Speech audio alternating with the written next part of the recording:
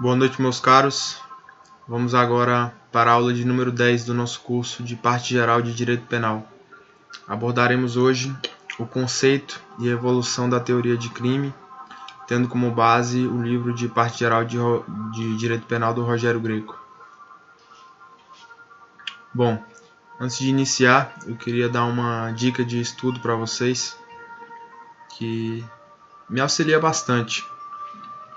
É o seguinte: quando vocês forem fazer leituras, simplesmente fazer uma leitura, fazendo marcações, sublinhando, etc., ou então uma leitura simples, uma leitura descompromissada, eu não recomendo que vocês coloquem música, mas coloquem ou aquele som que eu indiquei para vocês, o Cognition Enhancer, ou então algum tipo de som ambiente, um ventilador ligado, às vezes um barulho de ar-condicionado, um som constante que vá abafar os ruídos externos, e isso aí vai proporcionar uma concentração melhor para vocês. Agora, já quando vocês estiverem se engajando em alguma espécie de estudo ativo, por exemplo, a elaboração de uma petição, ou escrever um artigo, ou elaborar um parecer, alguma coisa do tipo, eu pessoalmente gosto bastante de colocar uma música de qualidade, seja uma música clássica, ou então eu tenho escutado bastante ultimamente o Bill Evans, que é um compositor de jazz. Vocês podem colocar no YouTube, tem vários álbuns completos e é uma trilha sonora bastante interessante para o trabalho intelectual ativo. Bom, passando agora à matéria. Primeiramente, cabe apontar o conceito de infração penal no ordenamento jurídico brasileiro. É um conceito bipartido, uma vez que ele abarca tanto crime quanto contravenção penal. Quer dizer, o termo infração penal abarca tanto o crime quanto a contravenção penal. O crime é aquele tipo de conduta que é apenada com pena de reclusão, detenção ou multa. Pode estar lá no preceito secundário do tipo penal, pena detenção de tantos anos, ou pena reclusão de tanto tempo. Sempre vai haver ou reclusão ou detenção. E a multa é opcional, a multa pode acompanhar a reclusão ou a detenção, mas sempre haverá ou a reclusão ou a detenção quando a gente estiver falando de crime. A única exceção é o tipo penal descrito no artigo 28 da Lei 11.343 de 2006, que é a Lei de Drogas, que é justamente o tipo que prevê a lei em substância o porte de drogas para consumo próprio. E para esse tipo de crime não é prevista nem a pena de reclusão, nem a pena de detenção. Então houve uma grande discussão ali se realmente se teria havido uma descriminalização do uso de drogas, e o Supremo Tribunal Federal botou um ponto final nessa questão e disse que o artigo 28, quer dizer, o porte de drogas para consumo próprio, sim, é crime. Houve tão somente uma desencarcerização. Quer dizer, dentro daquela visão de que o problema de drogas não é somente um problema da justiça criminal, mas um problema de saúde pública, foram estabelecidas para o crime de porte de droga para consumo próprio penas alternativas, que a gente ainda vai ver no nosso curso sobre lei de drogas. Então apenas guardem a exceção a esse conceito que eu acabo de delinear, quer dizer, de que o crime sempre implica reclusão ou detenção ali em abstrato, né? É o artigo 28 da Lei de Drogas, que não obstante é também um crime. A outra espécie de infração penal é a contravenção penal, que geralmente abarca condutas de menor relevo, de menor ofensividade. Para as contravenções penais é prevista a pena de prisão simples, que é a mera limitação da liberdade, limitação circunstancial da liberdade ali do sujeito, ou a pena de multa, ou as duas cumulativamente. Pode ser que a contravenção penal preveja tão somente uma pena de multa. E dentro do que a gente acabou de ver nas aulas passadas, os princípios de direito penal da lesividade, da intervenção mínima, etc., há quem defenda a revogação completa da lei de contravenções penais, quer dizer, que o direito penal não deveria mais agir no âmbito das contravenções, uma vez que seriam condutas que não seriam tão lesivas. Se não é lesivo a ponto de ser classificado como crime, o direito penal não deve agir. Essa é a linha argumentativa daqueles que defendem a revogação da lei de contravenções penais. Bom,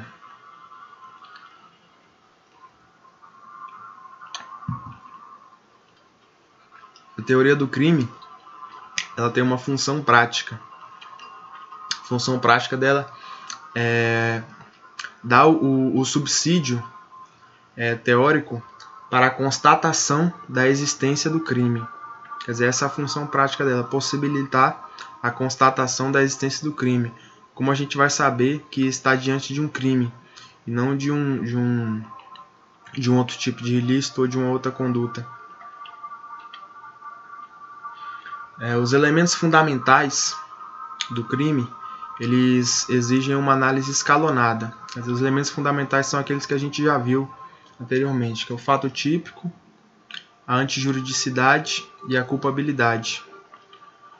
Durante o curso, esses conceitos fundamentais vão ser bastante repetidos para vocês, tanto os princípios quanto o conceito de crime, e isso é bom, isso é positivo, porque é inclusive uma medida de caráter didático, porque sempre que você for lidar com os crimes em espécie, seja na parte especial do Código Penal ou na legislação extravagante, você sempre vai estar subjacente ali um princípio de direito penal, um conceito de crime. Você tem que dominar os princípios, as questões básicas do direito penal para você poder lidar com os crimes em espécie e com os demais desdobramentos do direito penal. Então essa repetição aqui é positiva. Bom, nessa análise escalonada, primeiro a gente deve verificar a existência do fato típico.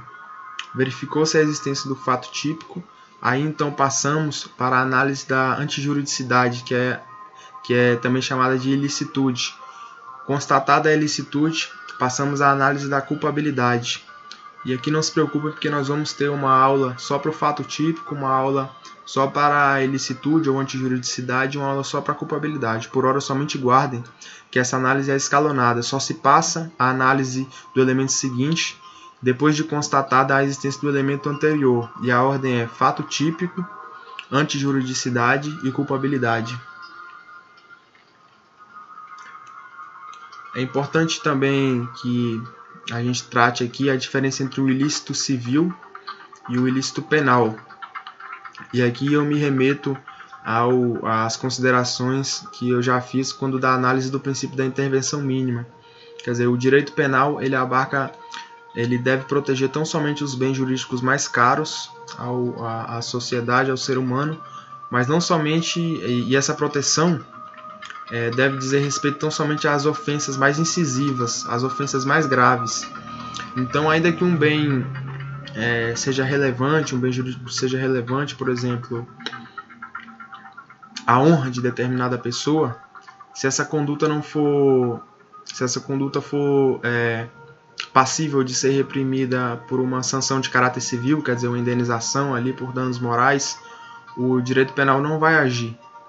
Então, a baliza para a diferenciação do ilícito penal e do ilícito civil seria a gravidade da conduta, que vai orientar o legislador a tipificar aquela conduta como um ilícito penal ou um ilícito civil. Em última análise, entram ali questões como valorativas, né, de cada época. Por exemplo,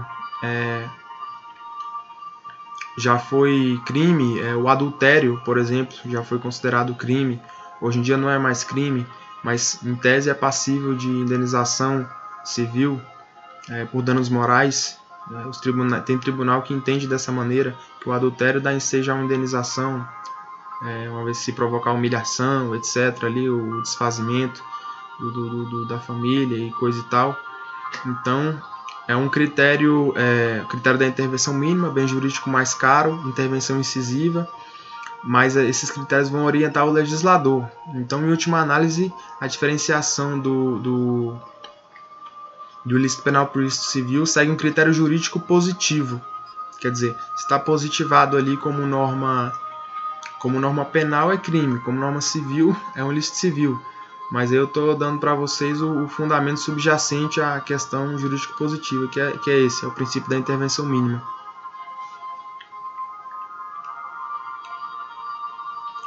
Bom,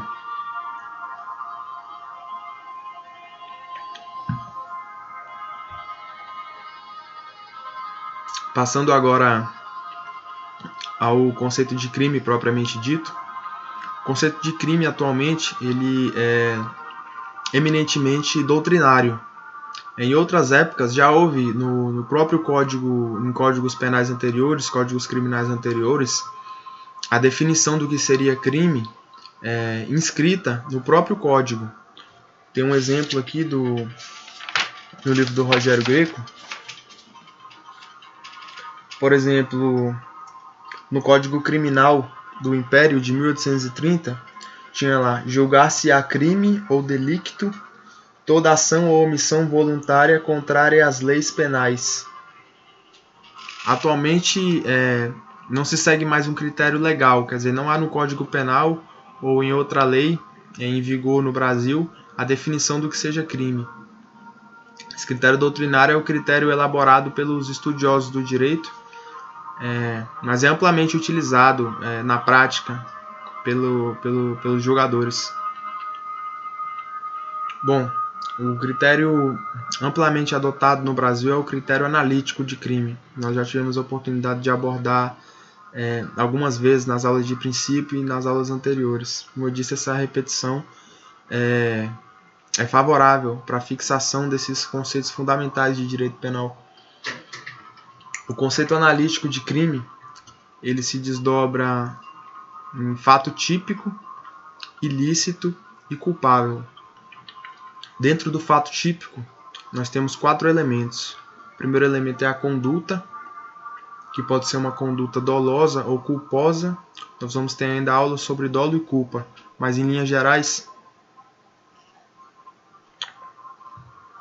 a atuação dolosa é aquela na qual o sujeito dirige a conduta dele finalisticamente à produção do resultado ou então assume esse resultado como possível. Na conduta culposa, em princípio a conduta do sujeito é lícita, mas ali em função da conduta ser... Quer dizer, a finalidade buscada pelo sujeito é lícita, na verdade, fazendo uma correção. Mas em função da conduta ser imperita, negligente ou imprudente, acaba advindo ali um resultado criminoso não querido e não querido inicialmente pelo agente. Conduta tratamos, vamos ter uma aula só sobre conduta, não se preocupem. O resultado, que quer dizer o resultado criminoso, que ele pode ser tanto o resultado naturalístico, quer dizer a produção de uma modificação aqui no mundo concreto, no mundo dos fatos, por exemplo, um homicídio, tem um corpo ali estendido, uma pessoa perdeu a vida. Ou então um resultado meramente jurídico, que sempre vai existir em todos os crimes. O resultado jurídico sempre vai existir, mas o resultado naturalístico nem sempre vai existir. Por exemplo, um crime de porte de arma, que é um crime contra a incolumidade pública, contra a paz pública. Não houve a produção de nenhum resultado, não aconteceu nada, mas houve a ofensa a um bem jurídico, quer dizer, a paz pública ali em tese restou abalada, mas não houve nenhuma modificação no mundo natural.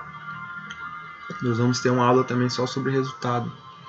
O nexo de causalidade é o terceiro elemento, que é o liame ali entre a conduta do sujeito e o resultado, quer dizer, de que forma a conduta do sujeito se liga ao resultado criminoso produzido.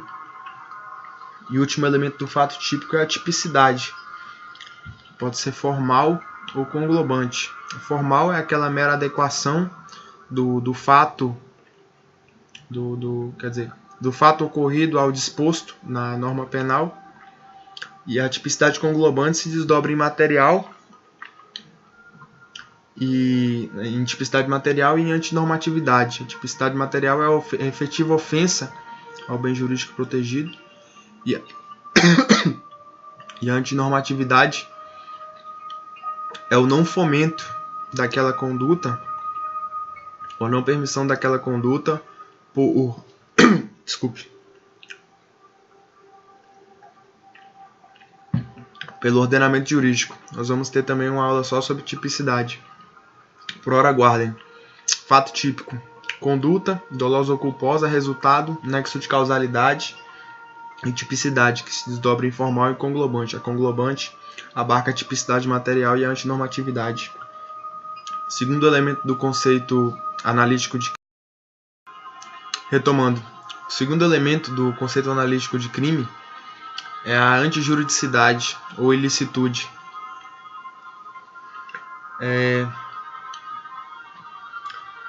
No ordenamento jurídico, há algumas excludentes da ilicitude. O que seria a ilicitude?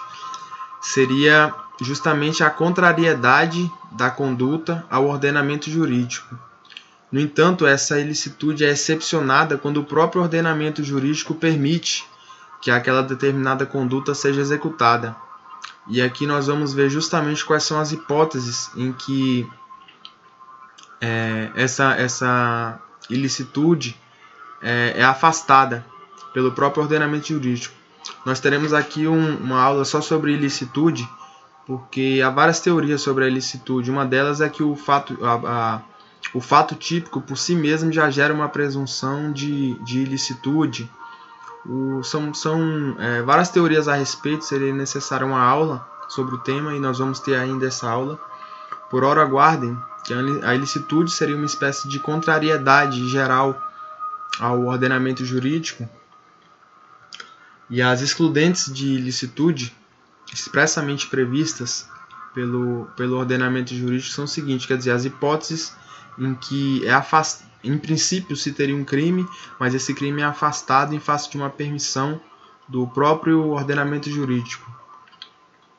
As excludentes, as legais, são o estado de necessidade, a legítima defesa, o estrito cumprimento do dever legal e o exercício regular de direito. E uma causa supralegal, quer dizer, que não está expressamente prevista na lei, seria o consentimento do ofendido. Nós vamos ver ainda detalhadamente cada um dessas causas excludentes da ilicitude. O terceiro elemento do conceito analítico de crime é a culpabilidade. A culpabilidade se desdobra em 3 elementos. A imputabilidade, que é a possibilidade do sujeito ser punido, penalmente punido. Nós teremos também uma aula só sobre a imputabilidade. Por hora vocês podem pensar, por exemplo, naquelas pessoas com problema psiquiátrico grave, ou nos menores de idade, quer dizer, eles não são penalmente puníveis, portanto eles não são imputáveis, são chamados de inimputáveis. O segundo elemento é a potencial consciência sobre a ilicitude do fato, quer dizer, a possibilidade que o sujeito tem de saber que aquela conduta é proibida, que aquela conduta é vedada pelo ordenamento jurídico, que aquela conduta é contrária ao ordenamento jurídico. E o terceiro elemento, a exigibilidade de conduta diversa. Quer dizer, para o sujeito ser punido por um crime, tem que ser exigível que ele atuasse de outra maneira, né? Tem que haver, tomando por base o homem médio, teremos que analisar se seria exigível que ele atuasse de forma diversa, quer dizer, não cometendo o crime. Nós teremos também uma aula sobre a exigibilidade de conduta diversa, porque há essa questão do homem médio e a exigibilidade específica, quer dizer, em face das peculiaridades ali da situação e tal. Por isso que eu não estou entrando muito nos conceitos, porque cada mini conceito desse se desdobra em vários outros elementos, que inclusive eu não sei de cabeça também, eu tenho que consultar o material ali para refrescar um pouco a memória e etc. Mas por hora aguardem que a culpabilidade se desdobra em imputabilidade, potencial consciência sobre a ilicitude do fato e exigibilidade de conduta diversa. Esse é o conceito analítico de crime, que é subscrito amplamente pela doutrina brasileira e adotado também pelos tribunais. No entanto, há também um conceito minoritário, né? Que o Rogério Greco ele nem coloca o nome aqui desse conceito no livro dele, mas ele diz que esse conceito é subscrito, por exemplo, pelo Damásio de Jesus, que é um doutrinador penal extremamente conceituado aqui no Brasil. Por esse conceito minoritário, o crime seria constituído tão somente pelo fato típico e antijurídico, tendo como base aquilo que a gente já falou sobre o fato típico e a antijuridicidade. E a culpabilidade não seria propriamente um elemento do crime. A culpabilidade seria um pressuposto para a aplicação da pena.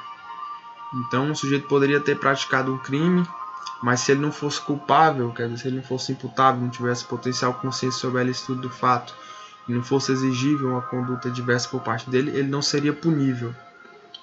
Esse é o conceito minoritário, que vocês precisam saber somente a título de informação, porque ele não é adotado pelos tribunais e também não é cobrado em provas, a não ser que faça menção específica a esse conceito minoritário. Mas falou em conceito de crime, você pode lembrar diretamente do conceito analítico de crime, que é o fato típico, ilícito e culpável. Muito obrigado pela atenção. Desculpe se eu me atrapalhei aqui em alguma explicação. Quaisquer dúvidas podem me encaminhar e não se preocupem, porque eu simplesmente nomeei aqui os conceitos. Isso é para a organização do caderno de vocês e depois nós vamos abordar mais detalhadamente cada ponto desse que eu falei aqui, cada desdobramento desse do fato típico, antijurídico e culpável. Boa noite.